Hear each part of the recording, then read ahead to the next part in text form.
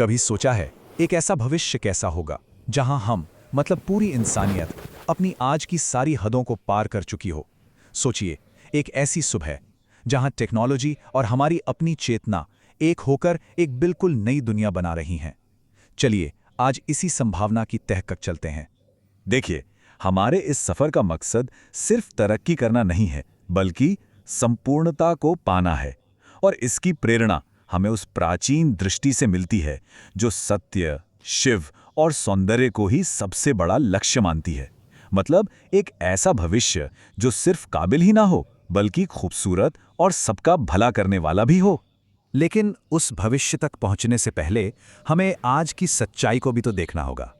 हमारी दुनिया आज एक ऐसे मोड़ पर खड़ी है जहां पुराने तरीके, पुराने सिस्टम्स अब काम नहीं कर रहे। प्रदूषण, हमारे संसाधनों की बर्बादी और चारों तरफ एक असंतुलन, ये वो बड़ी चुनौतियां हैं जो असल में हमें एक नई क्रांति के लिए आवाज दे रही हैं। एक ऐसा बदलाव जो सिर्फ ऊपर ऊपर से ना हो, बल्कि इस पूरी व्यवस्था की जड़ को बदल दे। और पता है, ये क्रांति आ रही है, पर ये लोहे या भाप की क्रांति नहीं है। नहीं, ये है बुद्धिमत्ता की क्रांति। ये आर्टिफिशियल इंटेलिजेंस यानी एआई से चलने वाले एक नए दौर की बिल्कुल शुरुआत है। इस क्रांति के बिल्कुल केंद्र में है एक आइडिया, जिसे कहते हैं डार्क फैक्ट्री। अब डार्क सुन के ये मत सोचिएगा कि वहां अंधेरा है। नहीं, डार्क का मतलब है जहां इंसानी दखलंदाजी बिल्कुल नहीं है। ये ऐसी फैक्ट्रियां हैं जहां मशीनों को काम करने के लिए रोशनी की भी जरूरत नहीं होती। क्यों? क्योंकि वहां कोई इंसान होता ही नहीं है। अगर हम आज के कारखानों से इसकी तुलना करें तो ये तो एक पूरी तरह से अलग ही दुनिया है। यहाँ स्पीड कई गुना ज्यादा है, गलतियां लगभग जीरो और एनर्जी का इस्तेमाल इतना कुशल कि आप यकीन नहीं करेंगे। ये प्रोडक्शन की दुनिया में एक बहुत बहुत बड़ी छलांग है। और ये पूरा प्रोसेस ऑटोमेटिक है। एआई खुद ही सब कुछ प्लान करता है, रोबोट्स उस काम को पूरा करते हैं, सेंसर हर पल क्वालिटी चेक करते हैं, और जो सामान तैयार होता है वो ऑटोमेटिक गाड़ियों से अपनी मंजिल तक पहुंच भी जाता है। मतलब ये एक पूरी तरह से आत्मनिर्भर सिस्टम है। पर यह टेक्नोलॉजी सिर्फ फैक्ट्रियों तक ही नहीं रुकती। सोचिए डार्क लैब्स के बारे में, जहां एआई और रोबोट्स मिलकर रिसर्च करते हैं। नई दवाइयां, एनर्जी के नए तरीके, नए नए मटेरियल्स, इनकी खोज हजारों गुना तेज हो जाती है। इससे इंसानियत की जो सबसे बड़ी बड़ी समस्या है ना, उनका हल निकल सकता है। पर यहां एक सबसे बड़ा सवाल खड़ा होता है, जब हमारे पास इतनी ताकतवर टेक्नोलॉजी होगी तो ये कौन पक्का करेगा कि इसका इस्तेमाल सही दिशा में ही हो? इस बेहिसाब ताकत को रास्ता कौन दिखाएगा?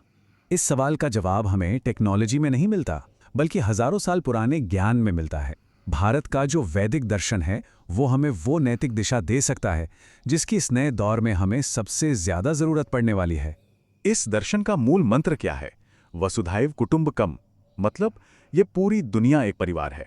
अब सोचिए, जब टेक्नोलॉजी इस भावना के साथ जुड़ेगी तो उसका लक्ष्य किसी एक इंसान या एक देश का फायदा नहीं होगा, बल्कि पूरी दुनिया का कल्याण होगा। और इस रास्ते पर हमारा मार्गदर्शन कुछ बहुत ही गहरे सिद्धांत करेंगे। सर्वे भवन्तु सुखिनः, यानी सब सुखी हों। प्रकृति के साथ एक मजबूत संतुलन, लालच की जगह सेवा का भाव, और एक ऐसा विज्ञान जो आध्यात्म से कभी अलग ना हो, उसके साथ मिलकर चले।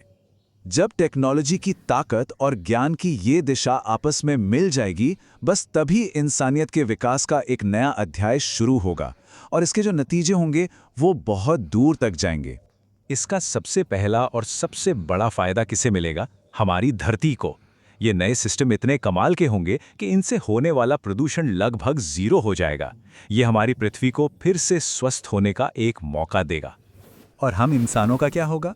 हमारी भूमिका खत्म नहीं होगी, बस बदल जाएगी। हम ये जो शारीरिक मेहनत और एक ही काम को बार बार करने वाले उबाऊ काम है ना, उनसे आज़ाद हो जाएंगे। हमारा काम होगा डिज़ाइन करना, नए आइडियाज़ सोचना, सही गलत के फैसले लेना और रचनात्मक तरीकों से मुश्किलों को हल करना। तो फिर हम अपना समय और अपनी एनर्जी कहाँ लगाएंगे? हम उसे लगाएंगे रचनात्मकता में, कुछ नया करने में, अपने आध्यात्मिक विकास में और लीडरशिप में।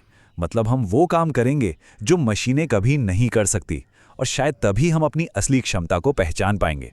तो चलिए उस दुनिया की एक झलक देखते हैं जो इस संगम से जन्म ले सकती है। एक ऐसी सभ्यता जिसे शायद हमने अब तक सिर्फ सपनों में ही देखा है। और ये भविष्य कोई कल्पना नहीं है, इसे एक सोचे समझे रास्ते पर चलकर पाया जा सकता है। शुरुआत डार्क फैक्ट्रियों से होगी, फिर पूरे के पूरे इको फ्रेंडली शहर बनेंगे, इससे दुनिया में किसी के लिए भी संसाधनों की कमी नहीं रहेगी।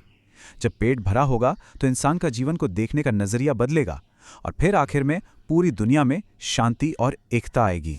इस नए युग की पहचान क्या होगी? सबके लिए भरपूर संसाधन, टेक्नोलॉजी जो हमारी सेवा करेगी, प्रकृति के साथ एक गहरा तालमेल और दुनिया भर में शांति और सहयोग। शायद यही मानवता का स्वर्ण युग होगा। इस पूरी सोच का जो सार है ना, वो एक बहुत ही सरल से समीकरण में छिपा है। धर्म यानी सही रास्ते पर चलने का सिद्धांत जब विज्ञान की ताकत के साथ मिल जाता है, तभी एक सच्चे भविष्य का निर्माण होता है। ये भविष्य एक संभावना है, एक सपना है। टेक्नोलॉजी तो हमें वहां ले जाने के लिए तैयार हो ही रही है, पर असली सवाल ये है कि क्या हम एक समाज के तौर पर इस बड़ी जिम्मेदारी को उठाने के लिए तैयार हैं?